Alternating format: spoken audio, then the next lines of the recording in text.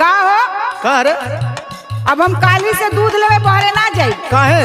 तो के पता है का? और वही रे का लइका टुकुर टुकुर ताकला कबो कबो तो आंख भी मार देवला। तोहू तो ठलाली लगा के जात होबी। सुना सुना सुनाओ। अरे चुमलिया गाल चमकौआ राजा हो अगिरा के बेटौआ।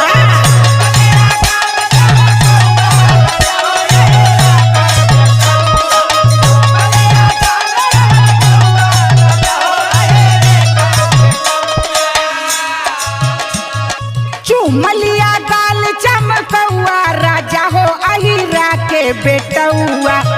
दूधवा पिया के तीना